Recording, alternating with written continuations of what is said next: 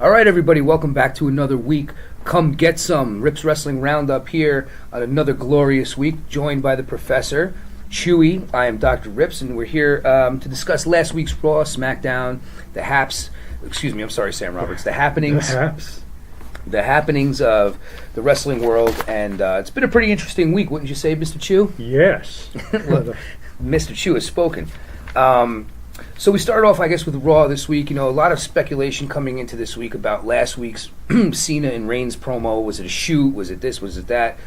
Which we all, find out that it's obviously scripted and an edict came from Vince about everything. But it definitely is. But they're basing it off of real stuff. The way, like, real crowd feelings, reactions, and whatnot. So, they're basing it off of real life. Do I think these guys really feel that way about each other? Of course not. Does John Cena not respect Roman Reigns? No way. They were spotted holding hands right after. They're friends. But it's, right now, the word was that they put Cena on Raw to put Reigns over and to put some, to get some emphasis on Reigns. Obviously, the plan going forward is going to be Reigns still going to WrestleMania and beating Lesnar. So, as of right now, though, to me, it's like almost like a rushed kind of thing. The Cena versus Reigns. He just got on Raw. They could have played it out at the beginning where there was a little bit of tension, and then, played it out a little bit and maybe waited till Survivor Series or even Royal Rumble. Because if they're not planning on doing it at WrestleMania, why do it so early? But nonetheless, right now we're going to get what looks like to be Reigns and Cena. So they should have maybe pulled back on those Reigns. So we start off Raw with Cena coming out, and he takes on Jason Jordan. Yeah. And again, Jordan, I guess his thing right now is he's taking on the top guys. Yeah. And he's going to either, he's going to have great matches with them, but fall short. That's what it seems like they're trying to do, to make it seem like he's trying to go up against the best of the best, and then falter maybe. Maybe sometime he snaps because he's having these great matches, and maybe that's where they're going with that. But either way, he's having some good outings. Yeah. He's going up against the best. Cena beats him. Pretty good match. And then Reigns comes out for a chat afterwards. Yeah. And basically dares Cena to throw down. Cena kind of backs off, and a lot of calling him a bitch and this and that, and another verbal altercation, which was very good. I thought Reigns did a better job this week than he did last week. What did you think? Yeah, it's hard because he's good. I think he's good on the mic, but John Cena just so natural. Yep. That you can't really top that usually. When it is comes off hard. Natural like that. Anything else is going to seem almost scripted compared to what Cena says. And I think less is more with Reigns, whereas obviously with Cena it doesn't really matter. Just say one word. Yeah. Dog. Yeah.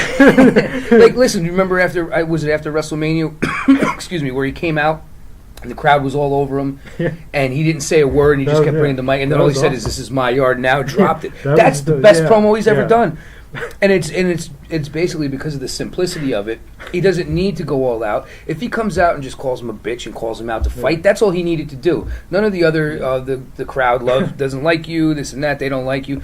No, come out and be like, talk is cheap, man. Let's do this. And that's all he had to say. Yeah. And maybe the less is more. But with Cena, obviously, he's like me. He's very verbose, but he's good at it. Unlike me. Me. Reigns is like me. Very much so. Samoan. Body build, everything. Yeah. If I Tattoo. No, it's not temporary. Henna. If I were Reigns, I would just come out and spit in the ring and then walk away. Just spit. Just come in and smack him or something like that. Anything. Gestures. Anything. Just make some paper mache puppets. Either way, though, the main thing is that these guys are embroiled in a feud that should have a lot of embroiled, like a Burger King burger. Some flames again. These guys are in one of the more interesting feuds to come along in a long time. Do they put them in a situation where they get physical before the pay-per-view? Not sure. Listen, that's a couple extra bucks, I think. That's a different kind of pay-per-view. Yeah, that's a whole different pay-per-view. That's on a channel like one or two below it.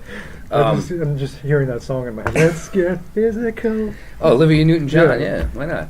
But honestly, this is a match that people want to see. It's a WrestleMania-worthy, main event-worthy match. So it should be really interesting. Obviously, we're all expecting Reigns to come out on top of this feud. But, do they go more than one match? Do they drag this out for a couple months? Who knows? All year. Hey, listen, these are two guys that I guarantee this match will be great. Yeah. And these are two guys who don't get enough credit for their actual wrestling ability. I think people knock them for not being able to wrestle, so-called wrestle, but these are two guys that when they get in the ring with other people, always end up having great matches, no matter what. You know, you look at it with AJ Styles. Both of them had unbelievable matches with Styles. Cena is always entertaining. So is Reigns. So, you know what? That's definitely one to look forward to. And we'll talk a little bit about the No Mercy card in a little bit. So Cesaro and Sheamus take on the team of Rhino and Heath Slater. And they get through them pretty quickly. You know, obviously building up to another match with Rollins and what the hell's his name? Ambrose. Can't think of his name for Fist Bump Brothers. Yeah. You know, I guess that they were on commentary for this match, and then later on in the night, vice versa. Obviously, though, I'm looking forward to another match between the two. They had a really good match at SummerSlam. One of the bright points of SummerSlam. What do you think about what's going on with Cesaro and Sheamus? And I feel a little bad for Heath Slater and Rhino. I mean, I feel like I haven't seen them actually wrestle for a while. Maybe I missed something, but I feel like they haven't been doing anything in a while, or they haven't been given anything. They haven't. I think it's just, you know, it's basically they don't give a lot of time for the tag team division so much. So they have the main players. You know, they're going to have the Hardys, and they have the club, and they got to throw the club in. And you keep seeing what's happening with them. They keep getting thrown by the wayside when they're just being wasted talent. But you see them showcasing certain guys, so they'll just take a couple guys to put in the job out quick, and that'll be it. They definitely deserve better, and I would really like eventually to see Heath Slater get some kind of solo run. I think he deserves it at this point. I thought you were going to say soul. I thought you were going to get some kind of soul. Why he should come out like Soul Brother? I don't know. Yeah, listen, that would be a great gimmick. Disco music. He's like a soul man. He dresses up like the old Blues Brothers and comes out. Yeah, I had a character like that before. Well, if somebody's listening, which nobody is, but they're going to take it. Listen, heed this man's words. But either way, you know, that's the first time I've ever been called a man. Thank you. Listen, there's always a first for everything. I think one of the most important things that you got to remember too is that the Hardy Boys have nothing going on right now. Really, they're kind of in limbo. You know, the whole thing with the broken gimmick. Who knows what's going on with TNA right now? But I'm confused. Heath Slater, you got to remember as well. He's the only guy now that was in 3MB, and he was the main guy in that little thing there. He was the main guy. He's the only one not to be a champion right now. Drew McIntyre's champion in NXT. Jinder Mahal's clearly the champion in SmackDown. So he's the guy with the least success, and our hearts, yes, for sure. The fans, all the Indian fans as well. So tag team division we'll see, but definitely looking forward to more Rollins, Reigns. It's the second time I did that. Rollins and Ambrose, and Cesaro and Sheamus. But the Hardy Boys definitely sounded a little more broken this week. Yeah, you know, every week they're kind of building it a little bit more and more and more. I'm just waiting for it to happen. It's like they tease it so much, and then it doesn't actually get there, and I'm like, is it going to happen or not? Well, the other thing is too, maybe they're waiting for TNA to make a move and say, well, no, you stepped over the line on this one, and you see how far they can maybe push it without getting in trouble. They're just waiting for a call. I feel like from a lawyer every time. I think inevitably it's just going to be the way that it is. You know, as you saw this week. The Miz actually beat Jeff Hardy clean. I'm sorry. But the fact that they're, you know, Hardy was in the Intercontinental Championship match. Championship. He was in the Intercontinental Championship match, and leads me to believe, you know, it makes you remember that these guys were both also great singles competitors, and if you put one on SmackDown and one on Raw, it won't matter. Those guys still have a lot of success. Oh yeah. Jeff never needed a gimmick, really. Yeah. He never was great on the mic, but he was always a really popular, you know, champion. Although he's better now than he was before. He is better now, but he's also got a lot more experience now than he had, even you know, being gone for 9-10 years, whatever it was. But Matt obviously could really use the broken gimmick if he's going to be solo for sure. He's gotta have it. But even if he's just the way he is now, it's like half broken, half whatever you call it. I don't know. Busted Matt Hart. Busted. Either way, I think it would work a little bit. So I'm looking forward to seeing them eventually split, whether it's against each other or just go on different shows. I actually thought it was going to happen. So did I. You know, so I was a little bit surprised when he lost clean. So I was hoping he would beat the Miz and then they would split and then craziness, you know. But I don't know. Yeah, I wasn't sure. You know, I mean, I feel like those things are usually reserved for pay-per-views, although with the way they're flopping the women's championship all the time now, and everything's happening kind of on Raw and SmackDown, so it doesn't really matter. Not much to talk about as far as 205 Live, except for the fact that this is Enzo Amore's show now. I guess the gimmick now is that he cheats to win, and there's all these incredibly accomplished, athletic guys that are throwing their bodies around. He kind of comes in the ring, grabs tights, and that's how he's winning. So I guess that's what they're going with. But it's more. I feel like it's more fun to watch now that he's in it. I feel it like is. I mean, listen, it's more for sure. It's more entertaining.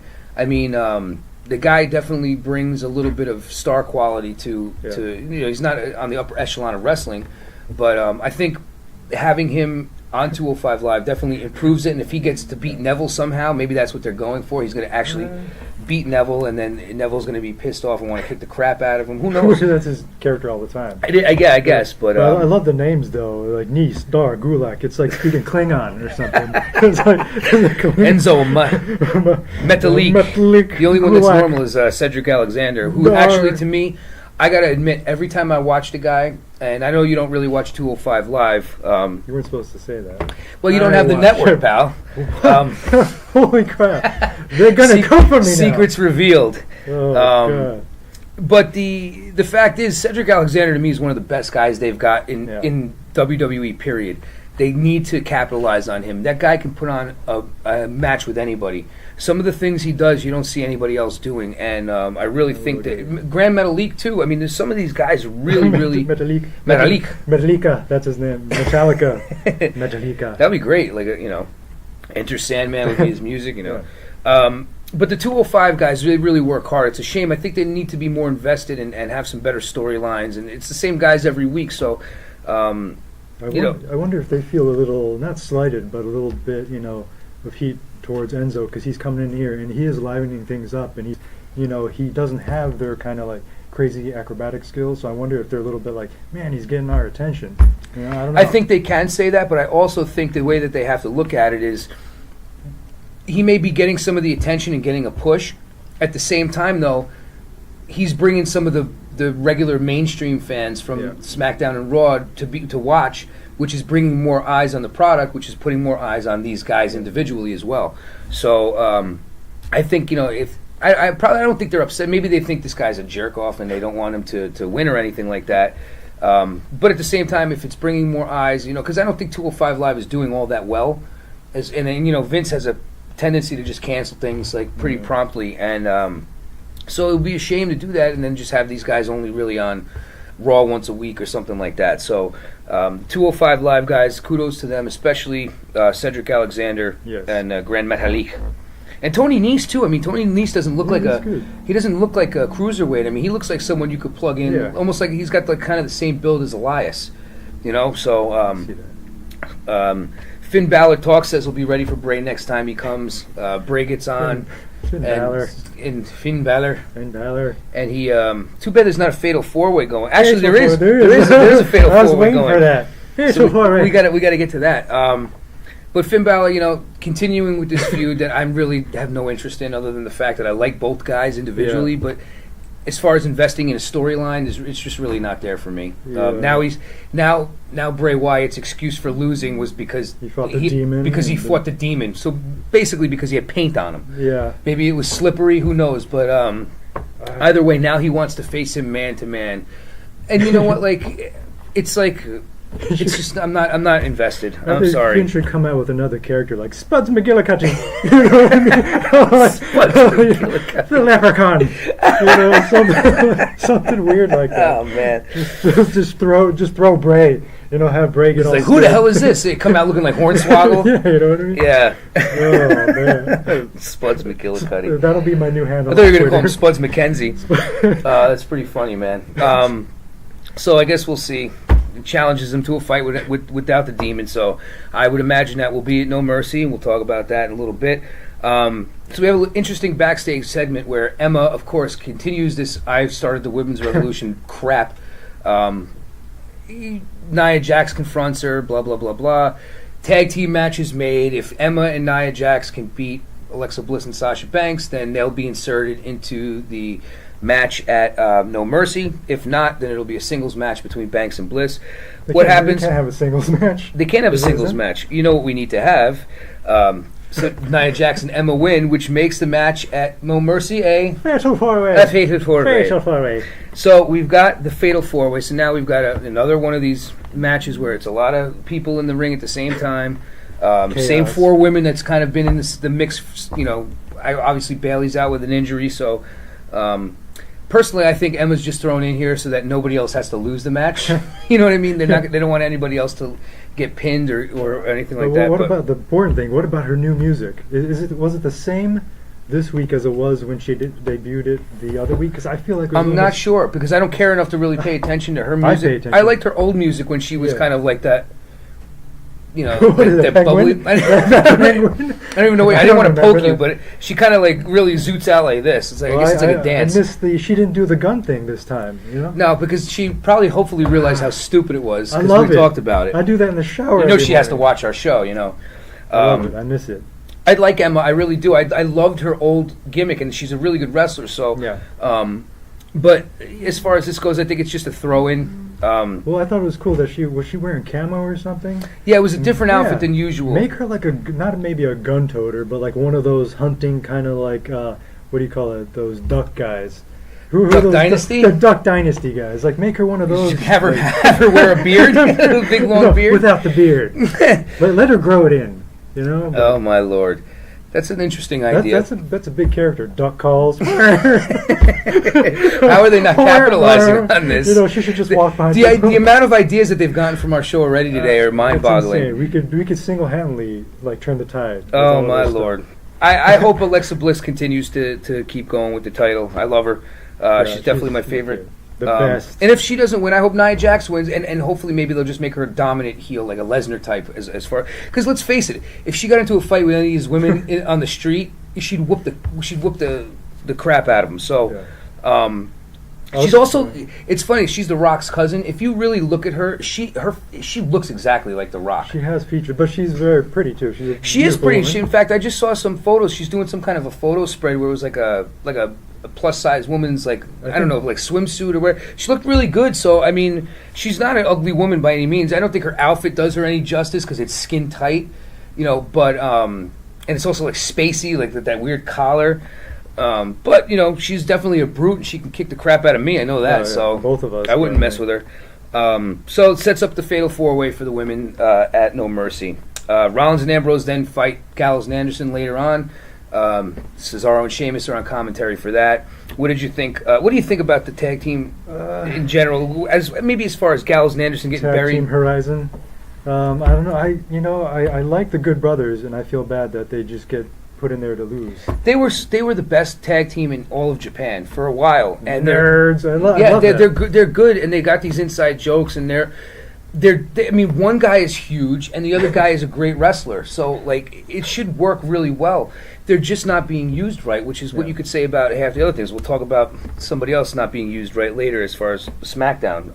And Rollins and Ambrose, sooner or later, it's only a matter of time before... And, you know exactly what's going to happen. They're going to end up losing the titles to somebody. Ambrose is going to turn on Rollins because he hasn't been a heel yet. So that would clearly be the way I think that it'll go. Broski. So, yeah. So then... Braun defeated the Big Show in a steel cage match, which the second time now that they've main evented Raw and tore the house down is two guys who, especially the Big Show, he's in the twilight of his career clearly, and the purpose for this match was to get him off TV for a while. He was having hip surgery, but him and Braun have... So if he wasn't going to get it before, he's going to need it now. Yeah, well, certainly. I mean, but he went all out. I mean, he did an elbow from the top rope. Holy crap! He took some pretty good bumps, and then obviously he took that bump after the match through the cage, and that's not an easy thing to do. I mean, that guy's 7 feet tall. I mean, that's ridiculous. Yeah, I saw Braun before the match. Like doing the screws. Well, obviously, Braun is he's going against Lesnar, so they want to show him dominating against another big guy. And they definitely got that across. But Big Show got in his offense. But it was, I thought it was a really good match between the both of them. Hard fought. It was. And, they didn't show it on TV, but afterwards you had, excuse me, the crowd giving kudos to the Big Show and, you still got it, and thank you, Big Show chant. So that was Raw for the week. So that's leading into No Mercy. So far, the card that we have for No Mercy, we've got the Cruiserweight Champion Neville taking on Enzo Amore now after Enzo beat the other 4 guys in a Fatal 5-Way. On 205 Live Tuesday night. Finn Balor, without the Demon, will take on Bray Wyatt. The Tag Team Champions on Raw, Seth Rollins and Dean Ambrose, will take on Cesaro and Sheamus. The Raw Women's Champion, Alexa Bliss, is going to take on Sasha Banks, Nia Jax, and Emma in a Fatal 4-Way. And John Cena versus Roman Reigns, and obviously Lesnar versus Strowman for the Universal title. So a pretty good pay-per-view. Again, not everybody being used, not using that allotment of time totally, and there's just, the Hardys aren't on again. Where's Elias? Is he on there? No, he's not on there. He'll probably be on the pre-show or something like that. He's the opening act, with the guitar. Who wants to walk with Elias? Yeah, I like Elias, help man. me tune my guitar. He just needs people to help him do stuff. I like how he's serious and everything, but he knocks every town that he's in. That's the way to get heat, and I love that stuff. Who wants to help me put away my groceries? You should just be asking people for help. Who? Yes. All right, so let's head over to SmackDown Tuesday night. Definitely was looking forward to SmackDown. Obviously, Shin against Orton. We had a Viper promo at the beginning. Nothing will stop his revenge on Jinder. Should have just had an actual Viper, just looking into the camera for 5 minutes doing nothing. You know what I mean? Okay, well said. And then all of a sudden, Orton pops out behind him and RKO's it. Or they could maybe CGI his face on a Viper and have something. This is very Saturday Night's Main Event where at the beginning they kind of had these short promos by the guys, and nothing will stop his revenge on Jinder, and then Shin promises to inflict pain on the Viper. While I'm shaving, let me tell you what I'm going to do to you. Looking in the mirror. So SmackDown starts off with Carmella and Ellsworth in the ring, and KO interrupts. KO says he's going to ref the match between Carmella and I believe it was Natalya, and Shane comes down. And now they're in each other's faces, and basically KO starts insulting Shane's family. He mentions his kids. Shane warns him. He mentions his wife again, and his kids. What happens? Melee. Shane beats the crap out of him. Pretty damn good. KO, referenced the helicopter crash and Shane's kids and all this stuff. So Shane, like I said, went berserk. And later, pretty much Kevin Owens is saying that he's going to sue. What did you think of this whole angle? I mean, obviously Daniel Bryan comes to the ring at some point and talks to Shane and pretty much suspends him indefinitely and says that Vince is going to be on this next week's SmackDown. What did you think of that whole thing? I think he should have suspended Shane and then immediately plugged Total Bellas. And by the way, watch Total Bellas or something. But I like KO. I just wish that his character wasn't such a whiner. Yeah. And a complainer. And he wasn't like that at the beginning, but I see what you mean. But just be the bully ass kicker. Right. I agree with you on that. I think that's the way that they should go with him. But at least he's entertaining when he is playing, that role. But I totally agree. Obviously this is setting up some sort of a match between the two. I don't know how long it's going to drag out, if they're going to do it for Hell in a Cell and immediately put them in a Hell in a Cell match. If so, I would obviously look for Shane to do some kind of a big spot. Always does. But, or it's just going to set up a match somewhere down the line. If they're just, I don't know if Vince is coming this week to what he's going to say. You're fired. That's all he... I'm sorry for my son. But, so we'll see where that goes. It's an interesting storyline beginning. But, again, is it being rushed? If they're doing it right away at Hell in a Cell, how long can he possibly be suspended indefinitely then? If Shane wins, he gets to be GM again. If he loses, does he get fired? Who knows? So they can go a couple different angles with this, you know what I'm saying? You like that, right? I like that. So Natalya, they end up having the match. Natalya ends up beating Carmella.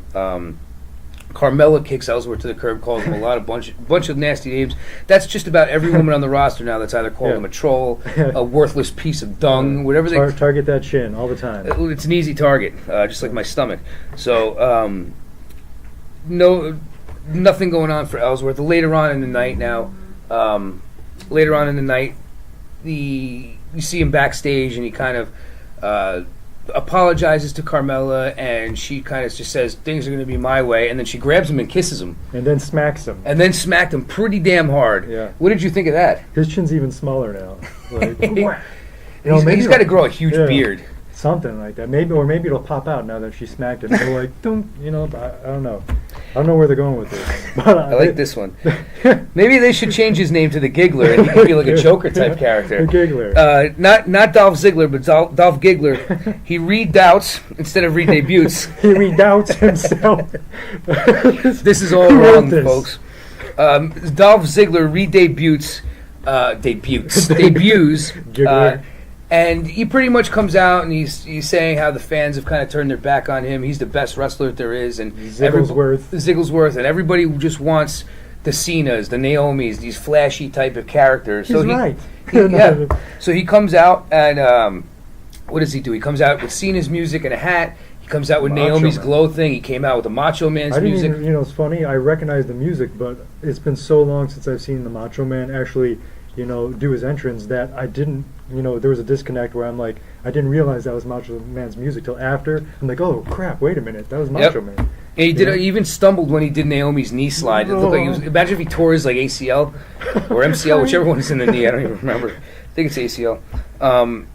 So the femur. I'm like just naming. Tibia. Yeah, I'm just naming. If he breaks his toe. But either way, where are they going with this now? So I don't know. That's what I'm thinking. Like, okay, so is he just going to be like a resentful prick now, or is he going to just keep coming out every week and trying? Is he going to come out next week doing Daniel Bryan's yes? And I could have sworn, didn't the Big Show used to sort of do this? He did. The Big Show did that. A couple guys have done it, but the Big Show did it where every week he came out as a different old wrestler. One time he was the Hulkster. Yeah. He came out as different people. So I don't know if that's exactly what Ziggler's doing. I think he's just kind of doing that as a wise ass. The Big Show is kind of just doing it as his gimmick. Yeah. But I think he's doing it as a wise ass. It's like, is this what you want to see, people? So what's the payoff? That's what we're kind of wondering. He did a good Cena, though. That was pretty funny. It was, everything he did. The Naomi was funny, too, where, everything was pretty funny. It's going to give Vince some ideas. Wait a minute. Come out like he'll take it away from Naomi and give it to him. Sorry, Naomi. Now you're just going to be a guy who goes out and complains. Dye your hair blonde immediately. Yeah, so I don't know what the end game is. That's the whole thing. But I'm interested to see because I love Dolph Ziggler, Giggler, Wiggler. He could be many things. Schnigler. I love him as a wrestler, so I hope that they're just kind of giving him some chip on his shoulder and he comes out and they give him a push. It's the best thing they could possibly do. Let him develop as a mean streak and see what happens. I actually don't think his shtick is bad. I think his shtick is good. I just feel like he's not doing the right things. They're not letting him do the right things. Agreed. Yes. That's right. In the upset of the night, our boy, the Maestro of Mayhem. Oh, the Maestro of Mayhem. I love that. He's Aiden English. You thinking when he comes out and he gets interrupted at Sami Zayn, all right, Zayn's going to beat him. And his middle name is Speaks, by the way. Jesus. Aiden speaks English. Very good. I was like, Sami speaks Zayn? What? I feel bad for Zayn, but awesome. It's got to be leading to something because I can't imagine that they're going to bury Zayn to Aiden English. I mean, it's a good thing that they're probably pushing English a little bit, but maybe there's a story behind this here. Maybe it makes Zayn snap, turn heel. Who knows? They'll both start singing together. That'd be awesome. Hey, maybe it's a new tag team on the horizon. But I did like the end of it where after he beat Zayn, and then he kind of, before I was interrupted, and he tried to re-sing, and then, you see Sammy coming at him, he's like, no, I thought that was hysterical. It was good. So after that, Baron Corbin beat Ty Dillinger with a cheap shot, with AJ Styles watching. Yeah. Obviously Corbin going after AJ Styles, and that'll be the match probably at Hell in a Cell for the U.S. Championship, but nonetheless, AJ sitting at ringside and basically watches the match, and he sees Ty backstage and says to Ty he was impressed with him. Corbin cheap shotted him. He's going to give him a U.S. Championship match. Which is cool. It is, but of course, at some point, Corbin will interfere in it. Yeah. At some point. I got to say, though, honestly, I do. Not that I didn't like his old music, but I love his new music. Yeah. It's very Game of Thrones, kind of like, with the fire and gothic. I think that's what they're kind of going for. I like it. I like it a lot. And I've heard that the reason that they stopped pushing him was because, and there was a lot of different reasons. There was this whole thing with Dave Meltzer, after Meltzer called him out and said that he didn't think that he was that great or ready yet, that Vince just has an affection for big guys. Vince likes big.com. .com. That's the running. That's next to Vince'sQuads.com. Yeah. But nonetheless, apparently the reason for his heat wasn't that. Apparently there was a meeting with WWE talent, and they had one of the guy that they based that movie Concussion off of came in to speak to the guys about concussions and protocols and stuff like that. And since Baron Corbin was an ex-football player, he took exception to some of the things that were being said and called the guy out on it in the middle of this meeting, and it was awkward. And I think that was the reason that they're saying was the reason he had the heat and got his push taken away. But, listen, the guy's still in a program with AJ Styles for the U.S. Championship. Although he may not be champion yet, if he can keep his head down and just kind of shut up and go through, take his lumps, I'm sure he'll be back there in no time. I like Dillinger. He's I love Dillinger. One of my new favorites. And the crowd loves him, too. He just hasn't really been featured too much yet, and they haven't really gotten him anything that's worthwhile. But could you imagine him in the supermarket at the deli counter? When how many pounds you want? 10! He just like... I just like when he comes in the ring, he's like, he steps forward, he's like, I like him. The crowd likes him. He doesn't even really need to say anything. The crowd just loves him. He's a good wrestler. His finishing move is really good. And his music is great, and he's got a little gimmick going. So, I mean... That gimmick could last you forever. Like, he can be 90 years old, and I guarantee you, somebody on a plane is going to look at him, and, you know what I mean? It's going to last forever. It was huge in NXT, and if you can get over with those guys, you can get over anywhere. So, it just takes a little time, because some of the people who weren't familiar with him, but he's got a lot of a following right now. They're just not doing much with him. Surprise, surprise. Let's see here. So... Shinsuke versus Orton. So we've got a good match here. Now, the problem I had with this match, and I spoke to you about this earlier in the week, you got this high-profile match, and half of the match is taken away because of commercials. Now, half the time when you're watching SmackDown, the commercial actually has the match still going on. Why not do it for the main event? Why are you doing it for, Sami Zayn in English? I mean, how can you take half of this match away? and the second half of the match was great. I thought these guys really worked well together. In fact, we also talked about it after the finish, which saw Shinsuke hit the Kinshasa on Orton and take a clean victory. Obviously they're both laying on the mat, and you see Orton turn to him, and he must have said something like, "Great match, man," because you see Shinsuke go, "Thanks." You knew he said something to him, and it was a really good match. But we didn't see a good third of it because of the commercials. Blu-rays I can borrow? Any Blu-rays for the ride to Ohio? It was definitely a good match. It was a good match, and maybe they're just kind of saving it because eventually these guys, that could be a good pay-per-view match. But well, I also thought, not to interrupt, but was 2 weeks ago when they were putting the tag team together and they won, and then that RKO out of nowhere. You knew that he was going to get RKO'd because they almost closed in on Randy, and he almost looked at him like the same way I look at a cupcake before I'm about to eat it. He was like, "Me too." You knew he was about to do something. Not only that, but the RKO itself was Shinsuke took. That was one of the best taken RKOs I've ever seen. It wasn't the coolest RKO, but it was definitely like Shinsuke's head was like so far down below his body. Like when he hit it, like oh my god, that looked like it hurt. It was an awesome RKO. And the other thing I like about the match was I like how Jinder, when he's up in the skybox or whatever, and he's with the Bollywood guys behind him, or what are they called? The Singh brothers. The Taj Mahal brothers, the Singh brothers. I feel like he should be lying like Cleopatra and getting fed like grapes or somebody's fanning him with the leaves. Yeah, something like that. But I love it when he's up there. I'm waiting for them to. I know maybe the gimmick is that he can't win on his own. And maybe they'll stretch it out for a long period of time. But I really the guy's big enough to be able to beat anybody. So why just let him get a couple? Let him get a clean win, and then people will be like, "Oh, wow, okay, maybe he's maybe they're really I was reading somebody I think it was Brian Alvarez, who has his own newsletter with Meltzer. He said that he can see Jinder holding the title until WrestleMania. I doubt that. In fact, if they're doing Shinsuke versus AJ, I would love to see that be for the SmackDown Championship. Though, I mean, it doesn't get better than that. Well, if I could see anything for the rest of the year, not even counting Braun versus Brock or whatever, I would love to see Jinder come down to the ring on an elephant. That's awesome. Like Temple of Doom style. My God, that's a total WrestleMania kind of thing that they could do. Listen, and I hope even... I was just joking, but...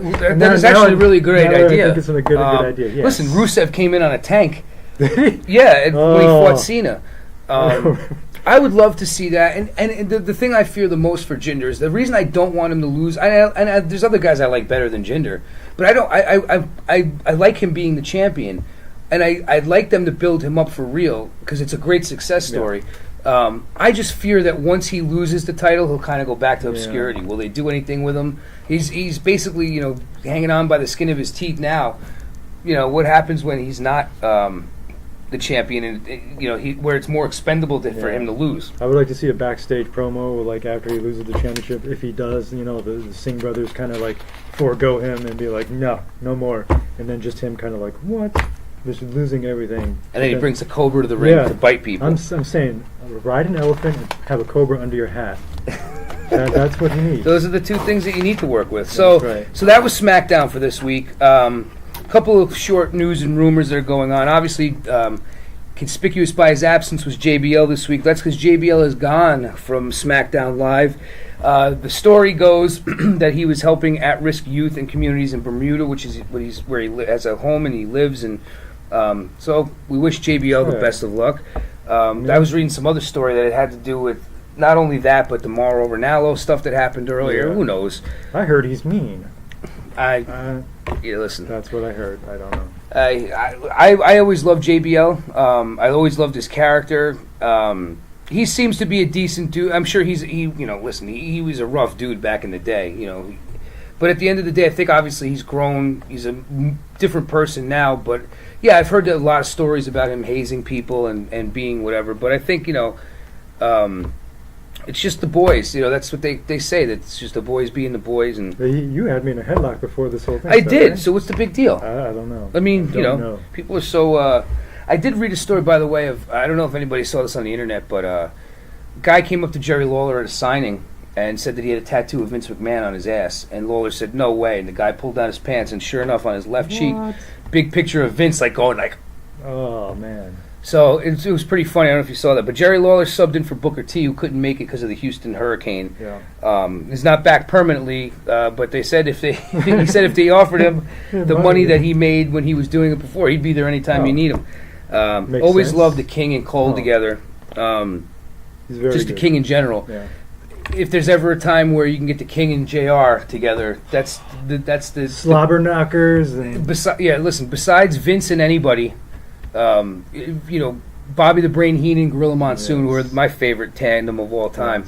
For my money, Lawler and JR are the best. The most interesting news, I think, this week, as far as rumors go, is that, you've got this big thing with GFW, TNA, Impact, whatever the hell you want to call them. They're fighting for survival. There's a note saying that they were maybe That's sold. The next pay-per-view. Yeah, fighting for survival. That should be the name of their show. They're having some troubles. They're bleeding money. Apparently, they never can get ahead in any story that you ever hear. Whereas the talent is happy, and they have some talent there. Just never a great situation there. And it seems that Jeff Jarrett's taking indefinite leave of absence. It makes no sense because he just kind of spearheaded the whole merger of TNA with GFW, and he's been on the forefront with this guy Ed Nordholm. Who's been at the forefront of the Hardy situation and all this stuff, and all of a sudden he's just taking a leave of absence. It doesn't make any sense. I think that that wrestling is a complete joke. I mean, from the guys who do it, Dutch Mantel, who honestly is a great wrestling dude, great wrestling mind, was a good manager. Although his last WWE run really kind of sucked. He was Zeb Coulter. So he's writing. I think Bruce Pritchard is there writing. I don't know if who else is there, but the writing kind of sucks. And they do their TV taping so far ahead that by the time they air, I think they've already gotten some of December's done. So many things can happen in that time, and they screw themselves. It's just the storytelling sucks. The matches are the only thing that kind of save it. They have some guys that are really good, but again, you look at guys like Bobby Roode, AJ Styles, and some other guys that were well known in TNA, but they came to WWE and now they're global names. Yeah. Because they have talent and because they're used in the right way. You got some other guys who come in and they don't get used the right way and it doesn't work. Bailey, I feel bad for Bailey. she's got to do something on her own, because you know what, she got over with the kids and she's a good wrestler. So in NXT that gets over, but when you're in the big time and you know you're just not getting over with the crowd and they're not feeling you, and you're just not good on the mic to begin with, it's a recipe for disaster. So maybe she'll come back. The best thing she could do is come back as a heel. You know what I mean? Now, that's going to ruin her as far as merchandise sales and stuff like that, but... Have some, like, Baron Corbin-style music, and her floaties could be all red and demonic. That would be awesome. They're, like, flaming, or they get each one burns to the ground after they come up. She'll hug children until they're hurt. I don't know. Can I have a hug, Bailey? All right. Can you let go? You're hurting me. The hug or not. Samoa Joe is coming back in October. It really sucks for him. You know, in the middle of a huge push right now and in the middle of all the main event scene to be out. But at least it's not a huge injury to where he's going to be out for a really long period of time. He'll still be around for Survivor Series and Royal Rumble and stuff like that. So he's just healing up a knee injury, and hopefully he'll be back soon. Interesting, obviously, it was taped a little while ago, but the Mae Young Classic, we now know the finals is Kairi Sane against Shayna Baszler. Shayna Baszler, I've watched these matches. I don't think she's there yet as far as wrestling in the ring. I don't think she sells very well. She's not a great storyteller yet, like with her face. She kind of just, she's playing the part of an MMA fighter, and she's doing it well. But like, I watched her matches, and I don't think she's quite polished, but then again, she's already someone with a name. So she doesn't have to be polished, and she's coming in and she's submitting these people, and it's believable. So it's been working, and I think she's great. I don't want to make it sound like I think she's bad. I just think there's so many. Like there was a girl, Toni Storm, who really caught my eye in the tournament. Great wrestler, good look. There's a really Maya Yim. I mean, I'm going to mess up some of their names, but some of them were really good. Piper Niven, Candice LeRae, who's Johnny Gargano's wife. There was a lot of Mercedes Martinez. There's a bunch of good girls in this. Kairi Sane is going to be awesome. She's just like Asuka. She got a killer elbow from the top rope, which looks so awesome. And that'll be a good finals. So, but at the event, 4 horsewomen of NXT and the 4 horsewomen of MMA had an altercation, and I think that's going to be leading eventually to some kind of a match between them, some kind of an altercation. What would you think if Ronda Rousey and the girls came and fought Charlotte and those girls? I would like that. I mean, I'm a big MMA fan, so, they've been talking forever about getting her into the WWE. I heard, though, that she's still a little tentative. Like, at least Triple H, was saying something like that. Somebody was saying that. Well, yeah, I mean, there's a no-brainer on wrestling's end. They would take her in 2 seconds. Absolutely. I think it's more on the MMA end because maybe she doesn't want to stop fighting yet, but at this point, listen, she's got the name power. She can make millions in WWE and never take a legitimate punch to the face again. Maybe she wants to punch somebody in the face. Maybe she does, but it hasn't worked out, Not the last 2 times. Not the last 2 times. So, maybe she just doesn't want to tarnish the rest of her thing, or maybe she wants to get it back. But either way, I think she would be an incredible addition to WWE. As you see, Casey Cannizzaro of American Ninja Warriors now training at the WWE Performance Center down in Florida to become a WWE wrestler. So, I think the women that they used in this tournament were really good. A lot of them were really good. And I'm sure they're going to sign a bunch of them. I don't know if they'll go to NXT. I don't know if they'll come up to the main roster. But, now Asuka, who had a title reign of over 500 days since she beat Bayley for the title, and still undefeated, by the way, got hurt. And so the storyline now is, I'm assuming that she was probably going to forfeit the title or lose it at some point and come up soon anyway. But an injury in the match that she had at TakeOver Brooklyn forced her to relinquish the title and say that she's no longer going to be in NXT, that they did some storyline where William Regal is talking to Kurt Angle and Daniel Bryan. So I think in a couple weeks when she's healed up, I think it's her arm or shoulder, I forgot what it is, she'll be coming up to the main roster, either on Raw or SmackDown. I think at this point, they might need it. Raw could use her a little more. Yeah. Because, you've got Charlotte, Becky Lynch, Naomi, Natalia. You've got a whole slew of women, Carmella, who hasn't even cashed in yet. You got a whole slew of women on that side. And you've got the same 4 people over here. Then you got like Dana Brooke and Alicia Fox, and Emma. I think the star power could really be used on Raw. Yeah. And when she comes up, man, she's going to light the place on fire. And I guarantee she'll be champion within a certain couple months. But that leaves a spot on NXT now for a big time woman to come in. And Kairi Sane. Kairi Sane could be that girl. So could a couple of them. Shayna Baszler. I heard that what they may do is give the NXT championship to whoever wins the Mae Young Classic. So one of those two could be the champion. And so we'll see about that. So that's all we really have this week on Come Get Some on the Rips Wrestling Roundup part of it. Hopefully you've checked out our Lost Boys 30th anniversary special. Hopefully you've also checked out our Conor McGregor and Floyd Mayweather review. You can check out all our old videos here on YouTube. Scroll down, like them, follow us, do whatever, share, tell your friends. So we are very excited about this new endeavor of calling it Come Get Some. Tell everybody about it. Look, the logo's even cool. I'm touching it. The backs of their heads are. The logo's pretty cool, but we're trying to get our name out there, so if you could help us out and share this video, tell your friends what great wrestling knowledge these two morons have, that would be great. You have anything for us, Professor? Oh, actually, yes. My final thought. Today's show was brought to you by the word whoop-ass. Do you have any cans? No, I had a can, but I took it.